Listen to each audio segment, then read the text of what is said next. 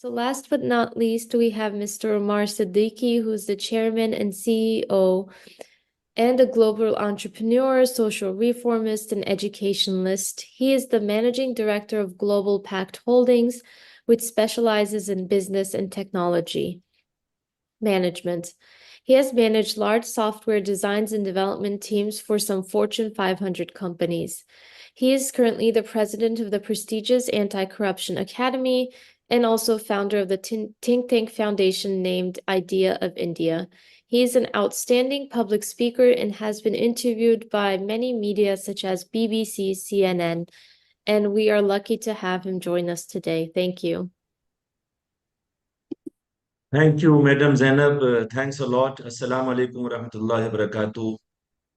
Namaskar, adab. Good evening to everyone who has joined from India, and good morning and good afternoon to our friends, brothers, and sisters from Europe and United States.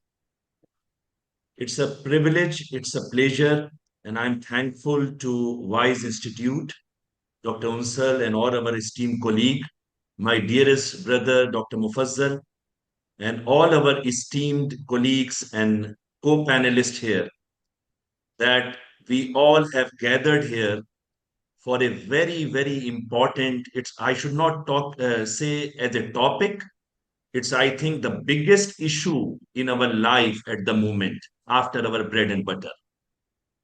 Because every day we get up, we find something on our mobile which is completely diluting our energy, our passion, our vision, our understanding, our brotherhood, and it is sucking our energy.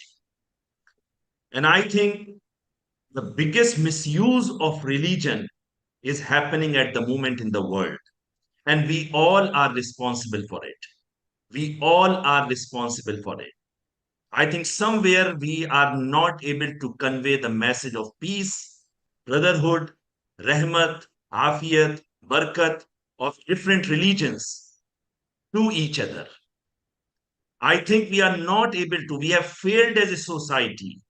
We have failed as nations. We have failed as countries. We have failed as governments to bring peace and coexistence. And it is the time that if we want to live, as Mr. Satyamurthy mentioned, that, like, if we want to make this world a beautiful place, we want to make this world a safer place, if we want to make this world a happy place, then, as my dearest brother, Mr. S.M. Khan Sahab, has just mentioned, that it has to be taken as a movement. It has to be taken as a mission. It should be as important for us as we strive for our daily bread and butter, and we strive for our entrepreneurship, and we strive for our employment, and we strive for our daily routine. Ladies and gentlemen, it's a very, very important aspect, because some of the negative forces all across the religion, when I say negative forces, fringe elements, extremists, all across the religions, whether it is in the name of Islam, whether in the name of Hinduism, whether in the name of Christianity, or even in the name of Judaism. I think the way they are taking up and they have hijacked the religion, it is our failure that 99% of the peaceful community all across the world, they are not able to basically combat this extremism. They are not able to combat this terrorism. They are not able to combat this fringe element. So it is the time that we must evaluate ourselves. It's a time of introspection. It's a time we must deliberate, and we should join forces within ourselves, within civil society, all across the world. And also we must talk with our governments, with our people, in our bureaucracy, in our political sphere, that anything can exist in this world except hatred, except extremism. And why we are allowing people to do it? The way social media, it's the way it's behaving, the way social media is getting used by fringe elements and extremists to propagate their hatred, to propagate their agenda. Why we are allowing them? And how come the organizations like Twitter, Facebook, Instagram, all these organizations, they are blocking the messages, that is against their policy. Like if someone is like going here and there, they are blocking the messages, but at the same time, they are not blocking the hatred. They are not blocking the extremism. They are not blocking the fringe elements. There is a study that between 2019 to 2021, almost 3 million hate tweets have been posted on Twitter. Almost 3 million, 2.8 million posts have been posted on Twitter. And then again, there is a study that only 15% of those messages have been removed by Twitter. Any message of peace, any message of understanding, any message of dialogue, any message of deliberation, when someone is trying to put forward his mindset, his understanding about a particular subject, there is a fringe element which is coming from, like, somewhere, whether you are Muslim, in the name of a Muslim, or in the name of a Hindu, or in the name of a Christian, or anyone is coming up, and he or she is just attacking the system, and we don't have any control on that. Is this the religion? This is the extremism? What our schools are doing, what our colleges are doing, what our universities are doing. Are we able to extend our services as an institution to combat this whole situation? Where is our parenting? Where is our parenting?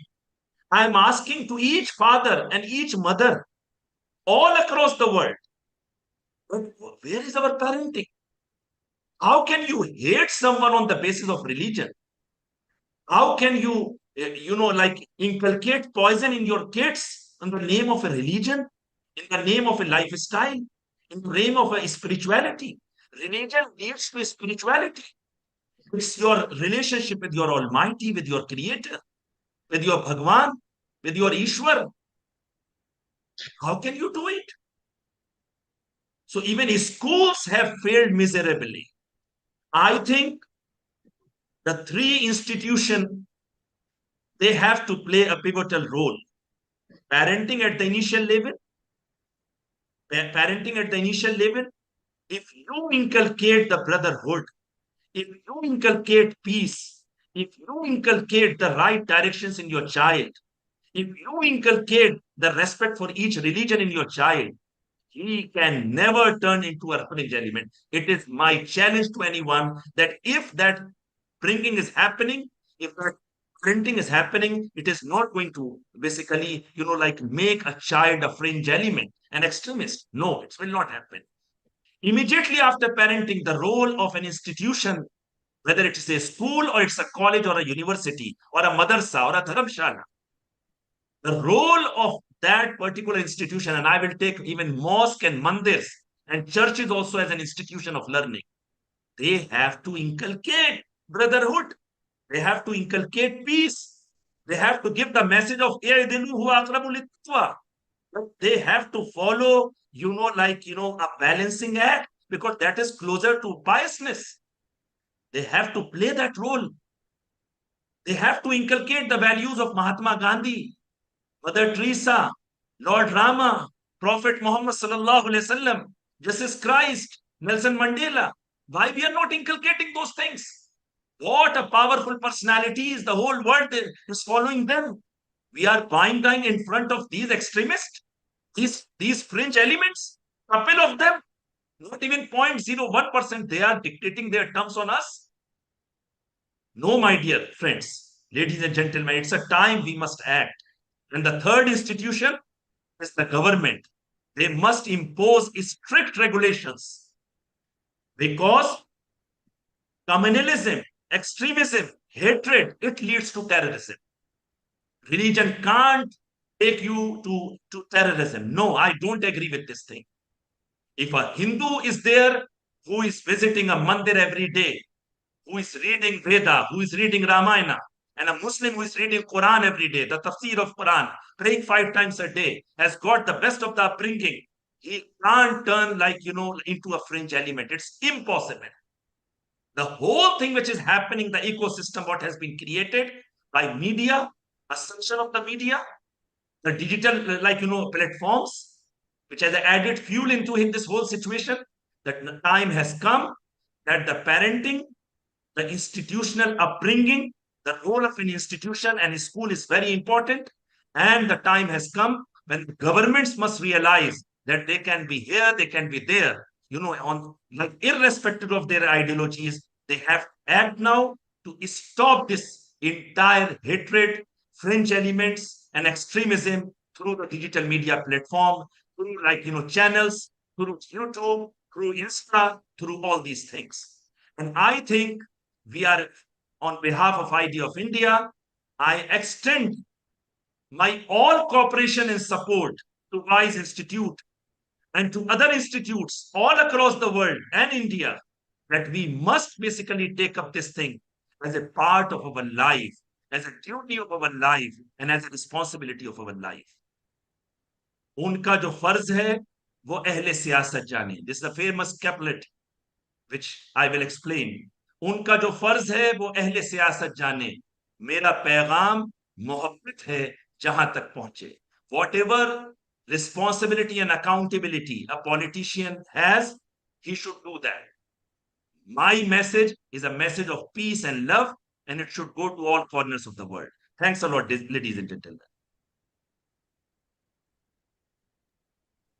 Okay, I would like to thank all of the speakers that joined us today for their wonderful introductory remarks.